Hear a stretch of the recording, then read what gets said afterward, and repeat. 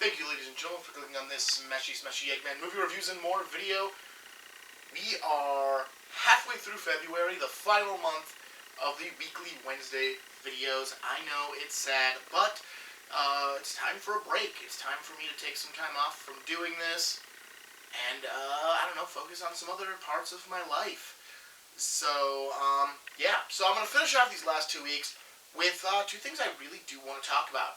This week, I'm going to talk about one of my top 100 movies I don't think I've gotten a chance to talk about other than the top 100 videos, and that is Batman the Movie.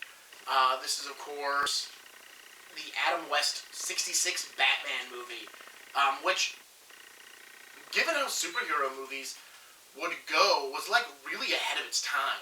Like, super ahead of its time. I still don't think most modern superhero movies can get away with what Batman 66 did. Why is that, you ask?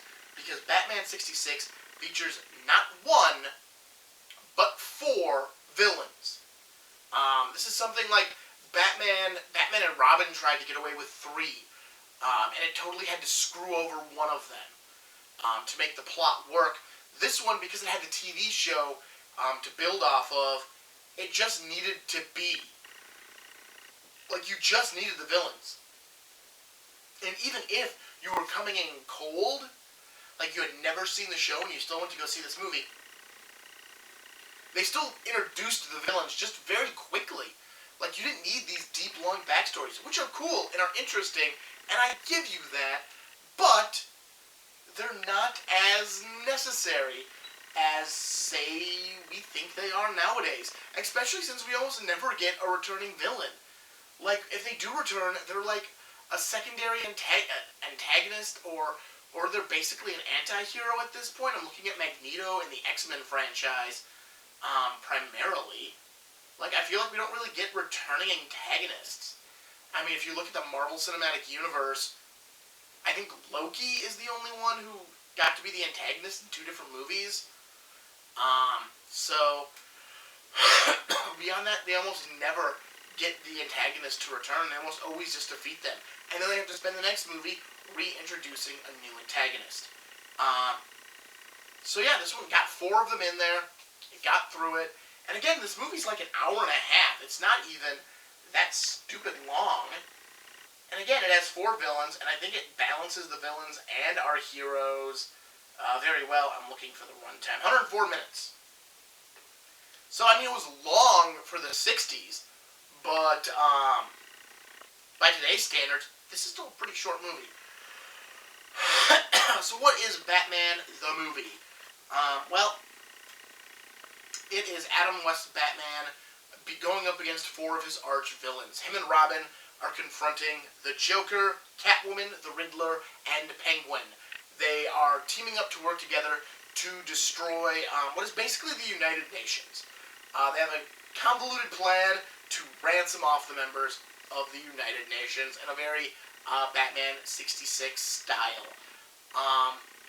It's never really why they're working together. They're just working together because it'll get them closer to what they want, which is power and control. So yeah, so we have that working for them. They're introduced very quickly that they're all not in custody right now, and that's how you know they're working together. Batman figures it out by being attacked by a shark in the ocean while he's on a plane with shark repellent spray. Because that's where you keep your shark repellent spray, is on your plane and not your boat. Just saying. Just saying. But basically, it's pulling his leg, so that's the Joker. And cats eat fish, so that represents Catwoman. I forget the convoluted explanation as to why a shark it represents all 4 of these villains. But it's a convoluted explanation. Otherwise, this feels like it's a long episode of the Batman 66 show. Except, again, you get great performances by Burgess Meredith, Cesar Romero, Frank Gorshin, and Lee Merriweather as your 4 villains. You get Adam West and Burt Ward doing their Adam West and Burt Ward stuff. It's a lot of fun. It's a great Batman movie. Like, is it dark and... No, it's the campy 66 Batman. but it's just, you just are having fun while you're watching the campy 66 Batman do his thing. Which is what's important. It's important that it's just having fun. That it's just about these villains doing their thing. Honestly, I love the bandit mask Riddler that wraps around the back of his head, and I love the fact that Frank Gorshin didn't like wearing it, so whenever he didn't have to, it just hung around his neck. And this movie's a great example of that. It's also this weird moment in history where the Riddler is more insane than the Joker. Because Frank Gorshin's Riddler is way more out there than Cesar Romero's Joker at this moment. So the Riddler seems way more crazy than the Joker. And it's weird, and I really like it. But the Riddler is still really smart. It's kind of the best of both Riddler worlds. But it's a lot of fun. I really enjoy this movie. I love the fact that the final fight scene is on a submarine. And it's just the heroes and the villains and the stooges just getting thrown into a big body of water. That's the fight. You just kick them into the water. When all that's left is Adam West and Burt Ward on the submarine, that's when they won. Even though they themselves get thrown in the water a couple of times. But basically the plot, the scheme, is that they have a machine that will dehydrate humans into dust.